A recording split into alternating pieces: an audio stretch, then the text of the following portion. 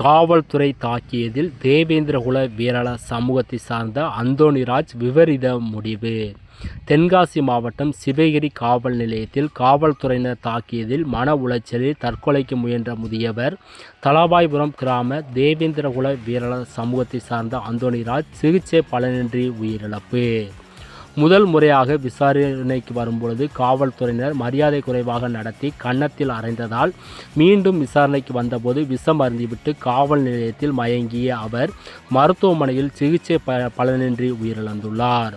முதியவர் அந்தோணிராஜை தாக்கியதாக கூறப்படும் காவல் ஆய்வாளர் முரளிதரன் காத்திருப்போர் பட்டியலுக்கு மாற்றம் செய்து நெல்லை சரக டிஐஜி சேகர் தேஷ்முக் உத்தரவு இட்டுள்ளார். உடலை வாங்க மறுத்து தலவாய்புரம் தேவேந்திரகுல வேளாள சமூக மக்கள் சிவகிரி ராயகிரி சாலையில் தொடர் சாலை மறியல் போராட்டம் நடத்தி வருகின்றனர். விசாரிக்கும் கூட இந்த பிரச்சனை ஏதாவது கோர்ட்டில் பார்த்துக்காங்க அப்படி அனுப்பி சார் இது வாங்கிட்டு அடுத்த ஒரு வாரம் கழித்து இன்ஸ்பெக்டர் சார் வரக்கணும் அப்படின்னு போட்டு அப்போது நான் வந்து காலில் கொஞ்சம் அடிபட்டுருக்கேன். அதனால் எங்கள் கூட அப்பா மட்டும் வந்துட்டு ஒரு காலை 10 மணியில் இங்கே வந்தார். 11 மணிக்கு ஒரு மட்டும் இந்த மாதிரி இன்ஸ்பெக்டர் என்னை மரியாதைலாம் பேசுறாரு, அதிகமாக திட்டுறாரு, யாராவது ஃபோன் பண்ணி வரணும்ப்பா. நான் வரக்குள்ளே அடிச்சிட்டாங்க. அப்பா அடிச்சிட்டாங்க அப்படின்னு எங்கள் அப்பா நான் செத்தெல்லாம் கேட்டு வரமாட்டேன் உள்ளே தான் இருந்தார். கை குழந்தை ஒரு 3 வயசு பையனை எங்கள் அப்பா கூட ராயபுரத்தில் வந்ததுக்கப்புறம் ஒரு எஸ்ஐ சார் என் கையில் பிடிச்சிட்டு போட்டார் ஒரு வாரம் கழிச்சு. இப்போ என்னன்னா இன்ஸ்பெக்டர் சார் பணம் வாங்கிட்டு அந்த இடத்துல வந்து பார்க்க கூட செய்யலை. என்ன பிரச்சனை ஏது பிரச்சனை எதுவுமே அவருக்கு தெரியாது. ஏதோ 4 நாளாக எஸ்ஐ சார் விசாரிச்சாரு, அவர் விசாரிக்கல. எடுத்தோடனே இன்ஸ்பெக்டர் வர்றாரு, வந்தோடனே இந்த பிரச்சனை வேறு ஊரில் வந்து ஏன் பிரச்சனை என்ன பிரச்சனை அந்த இடம் எந்த இடத்துல இருக்குது எதுவுமே கண்டுக்கிறாம அடிஸ்டாப்ல. இப்போ என்ன பிரச்சனை எங்களுக்கு எங்கள் அப்பா சாவுக்கு முழுக்க 100% இன்ஸ்பெக்டர். இதில் பாதி இன்னொருத்தர் ரைட்டுன்னு ஒருத்தர் பேர் எனக்கு சரியாக தெரியல, அவரும் சேர்ந்து தான் அடிச்சிருக்காரு.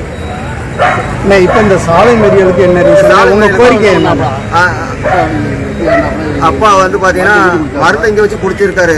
எங்களுக்கு யாருக்கும் தெரியாது, நாங்களாம் வெளியே இருந்தோம், அவரோட வேலையை பார்த்துருந்தோம். ஸ்டேஷன்ல இருந்தால் எங்களுக்கு எங்கள் வீட்டுக்கு போன் வந்துருக்கு.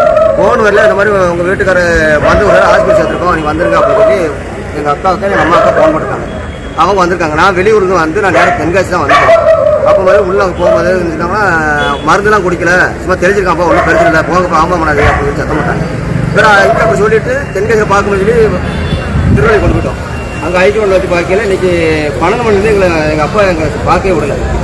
ஆனால் எங்களுக்கு எங்கள் அப்பா இறந்துட்டாருன்னு டாக்டரோ யாரும் சொல்லதுக்கு முன்னாடி எங்கள் ஊருக்கு போலீஸ் சீட்டு வருது. அப்போ இதே தெரியுது இவங்க வந்து ஏமாற்ற மறைக்காங்க.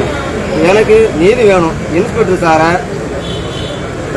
உண்மை நிலவரம் என்னன்னு தெரிஞ்சுக்கிட்டு அவரை வந்து அரெஸ்ட் பண்ணி எஃப்ஐஆர் ஃபைல் பண்ணி அரெஸ்ட் பண்ணி அவருக்கு வந்து பண்ணணும். அப்படின்னா தான் எங்கள் அப்பாவோட ஆத்மா சாந்தி அடையும். கொலைவிட்டாங்க, அதுதான் எனக்கு தெரிஞ்ச வேற எதுவும் கோரிக்கை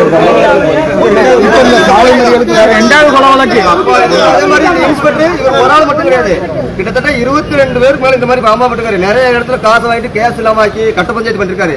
அதெல்லாம் வெளியே தெரியாது. அதே மாதிரி எஸ்பி ஆஃபீஸுக்கும் நிறைய பேர் கம்ப்ளைண்ட் பண்ணிருக்காங்க, எந்த ஸ்டெப்பும் எடுக்கல. என்ன எதுனா ஸ்டெப் எடுக்க மாட்டேன்னு தெரியல. நானும் எஸ்பி ஆஃபீஸுக்கு இருக்கேன், டிஎஸ்பி இருக்கேன். வேற எதுவும் கோரிக்கை வச்சிருக்கீங்களா இந்த சாலை மறியலுக்கு? அதான் ஒரே கோரிக்கை, இன்ஸ்பெக்டர் வந்து எஃப்ஐஆர் ஃபைல் பண்ணி அவரை அரெஸ்ட் பண்ணணும்.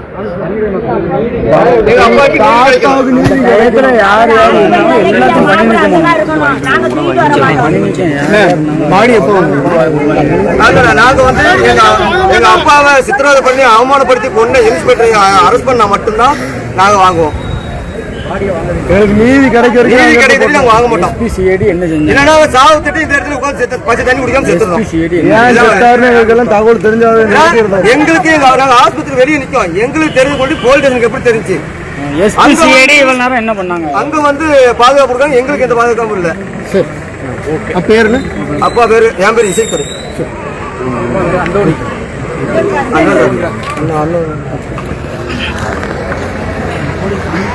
சிவகிரி காவல் நிலையத்தில் கடந்த 4 நாளைக்கு முன்னால்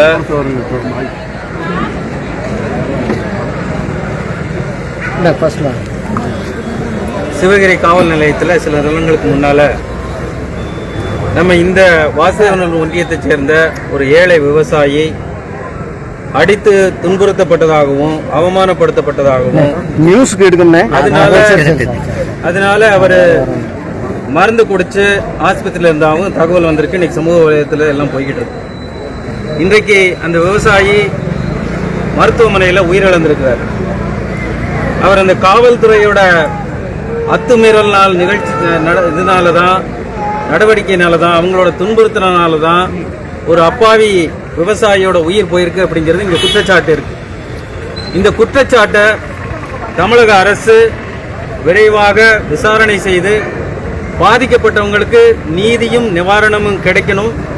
அதுக்காகத்தான் பாரதிய ஜனதா கட்சி தென்காசி மாவட்ட நிர்வாகிகள் இங்கே விவசாயிகளோட, இந்த பாதிக்கப்பட்ட பெண்களோட, அவங்க குடும்பங்களோட இந்த இடத்துல இங்கே நிற்கிறோம்.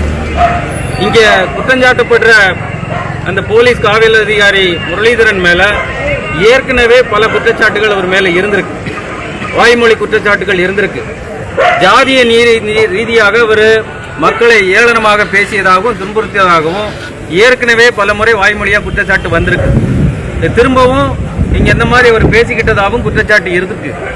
ஆக தமிழக அரசு முதல்வர் அவர்களுக்கு கேட்டுக்கொள்வது, இங்க எல்லாருக்குமான, ஏழைகளுக்கான, விவசாயிகளுக்கான நீதி நிலைநாட்டுற ஆட்சியை கொடுக்க சொல்றதா திரு விஜய் அவர்கள் உடனடியாக இந்த விஷயத்தில் கவனம் செலுத்தி விசாரணை செய்து பாதிக்கப்பட்டவங்களுக்கு நீதி கிடைக்கணும், நிவாரணமும் கிடைக்கணும் அப்படின்னு இந்த நேரத்தில் கோரிக்கையாகவும் வேண்டுகோளாகவும் இந்த நேரத்தில் தெரிவிக்கிறோம்.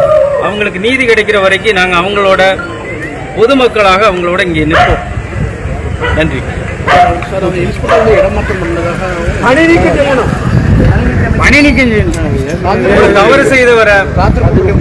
ஒரு தவறு செய்தவரை ஒரு இடத்துல இருந்து இன்னொரு இடத்துல மாத்தினதாப்புல அந்த தவறு சரியாயிருச்சா? இல்ல இல்ல. அப்ப திரும்பவும் அவர் அந்த இடத்துல திரும்ப அதையும் பண்ணுவார்ல? கண்டிப்பா. அதுதான் தண்டனையா? இல்ல இல்ல. தண்டனை என்னங்கிறது சட்டம் முடிவு பண்ணட்டும். ஒரு பணி இடம் மாற்றுறதுனால அவருக்கு சரியா போச்சு அப்படின்னா குற்றங்கள் இங்க தொடர்ந்து நடந்துகிட்டு தான் இருக்கும். காவல் நிலையங்கள் எதுக்கு? மக்கள் பாதுகாப்பான இடம்னு வராங்க. அங்க மக்களுக்கு பாதுகாப்பு இல்லைன்னா அப்புறம் எதுக்கு காவல் நிலையம்? சிசிடிவி ஃபுட்டேஜ் இருக்கு. அதுல எந்த டெலிஷனும் இல்லாம அதை தரவா ரிவ்யூ பண்ணி என்ன நடந்துச்சோ அது உண்மை மக்களுக்கு இங்க வெளியில வரணும். என்ன நடந்துச்சு அப்படின்னு வரணும். இங்க எல்லா மக்களுக்கும் பாதுகாப்பான ஒரு சூழ்நிலையை இந்த அரசாங்கம் ஏற்படுத்தி கொடுக்கணும்.